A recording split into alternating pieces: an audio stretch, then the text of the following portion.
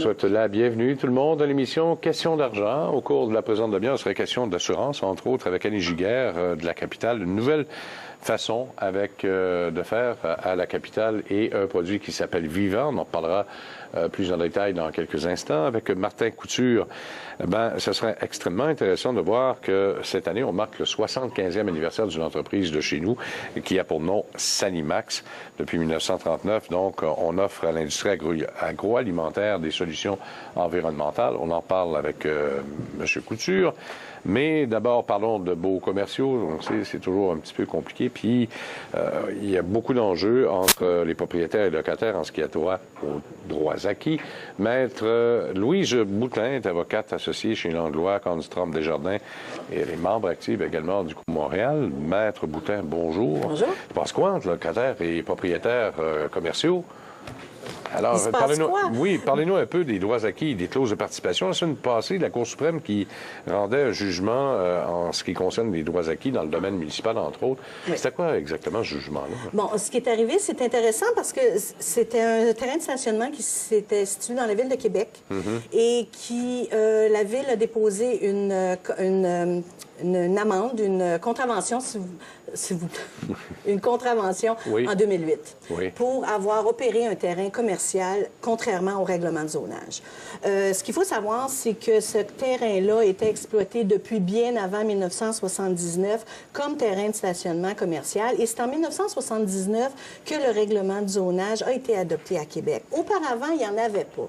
Donc, le terrain de stationnement bénéficiait, tout le monde croyait que le terrain bénéficiait de droits acquis, jusqu'en 2008, où jusqu'à ce qu'une inspecteur de la ville a été assez perspicace pour aller un petit peu plus loin. On a déposé des accusations, on a fait la preuve.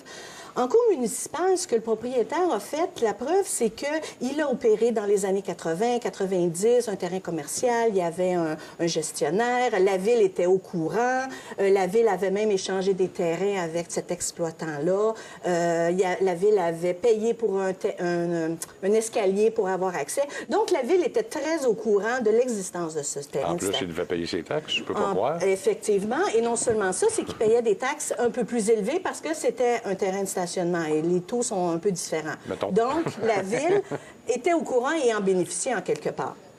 Cependant, en matière de droits acquis, au niveau de la contravention, en cour municipale, le propriétaire a dit non, non, non, malgré que le zonage ne me permet pas d'opérer un terrain de stationnement, j'ai des droits acquis parce que j'opère ce terrain-là depuis avant l'existence du règlement de zonage en question, 79. Le problème, c'est que la preuve pour l'usage de ce terrain-là en 79, au moment où le règlement de zonage devient en vigueur, a été un petit peu avait des lacunes. Parce que on a fait témoigner un employé de centre à côté qui est venu témoigner que d'autres personnes lui avaient dit que. Ça, c'est carrément du oui-dire. Même s'il n'y a pas eu d'objection de la ville, le juge en a quand même discuté et on a trouvé que le propriétaire n'avait pas fait la preuve de ses droits acquis. À ce moment-là, il aurait fallu qu'il fasse quoi? Qu'il amène un compte de taxes puis dire, regarde, j'ai payé mes taxes au droit commercial avant.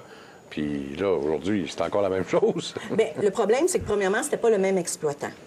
Premièrement. Okay. Deuxièmement, il aurait pu faire sa preuve quand même. Alors, oui, je pense que ce qu'il faut retenir de leçon de ce jugement-là, c'est qu'il faut que le propriétaire, qui soit nouveau ou actuel, là, qui pense avoir des droits acquis, doit en avoir la preuve et doit être capable de faire la preuve active.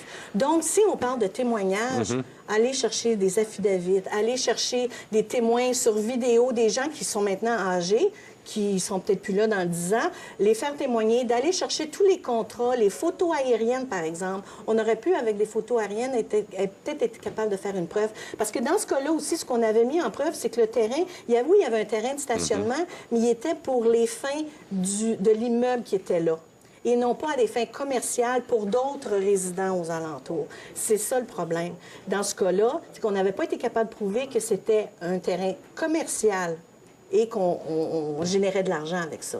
Alors, un propriétaire, aujourd'hui, devrait vraiment s'assurer qu'il est capable de faire la preuve. Et si vous achetez une propriété, puis on vous dit « Ah, il n'y a pas de problème, on a des droits acquis sur tel élément assurez-vous d'avoir tous les éléments de preuve en main quand vous achetez. Oui, là, je vois que c'est extrêmement complexe. Oui. Ça doit nous inciter peut-être à mettre ça un peu sur la glace, ce genre de projet-là. Surtout, d'autant plus que quand il y a transfert, est-ce que les droits acquis se transfèrent ou pas? Ça, c'est une autre question que je me pose. Là. Bien, ça appartient pas au propriétaire, ça appartient à l'immeuble. Donc oui, si l'immeuble est transféré dans un cas de terrain de stationnement, par exemple, ou une galerie qui empiéterait sur la ligne latérale ou des trucs comme ça, ça va suivre l'immeuble. Mais il faut s'assurer qu'il y a un usage continu parce qu'il y a des règles. Il ne faut pas qu'il y ait d'interruption. C'est beaucoup une question de fait. Et quand on se présente devant le juge, il faut vraiment sortir tous les éléments de fait qui vont se rattacher à votre cause. Si on parlait maintenant des clauses de participation aux taxes foncières, comment ça marche, ça? Exactement. Ça aussi, ça a de l'air complexe. Pas mal plus que nous dans le domaine résidentiel. Oui, au résidentiel, c'est facile. Vous avez le bail de la régie du logement, vous avez des règles. Tout le monde a loué à un moment donné, même quand on était étudiant. Donc, on sait à peu près comment ça fonctionne. Dans un bail commercial, c'est un contrat. Anything goes. C'est négocié entre locataire et locataire et on négocie. Les clauses de participation aux taxes foncières ou des participations aux frais d'opération, c'est la même chose. Ce sont des clauses qu'on retrouve souvent dans les baux, dans les édifices à bureaux ou les centres d'achat, par exemple. Vous ne payez pas juste un loyer, tant par mois ou tant du pied carré. Vous allez payer votre loyer de base, plus les taxes foncières, plus les frais d'opération. Le propriétaire veut ne pas avoir un sou à sortir pour gérer son immeuble. Il veut que tout soit payé par ses locataires. Ça explique pourquoi les baux commerciaux sont si épais? Oui, oui. Ils sont très détaillés. Parce que là, vous nous avez nommé 3 éléments et j'ai l'impression que parfois, je n'avais vu un une fois. Ça avait 140 pages, puis pourtant, un local de 150 pieds carrés. Là. Oui, bien, les propriétaires utilisent leur bail type. Oui, c'est ça. Alors, que ça soit 3 étages ou 120 000 pieds carrés, 1200 pieds carrés, pardon, ça va être la même chose. Là. Alors, la clause de participation aux taxes, des fois, c'est plus élevé que votre loyer de base.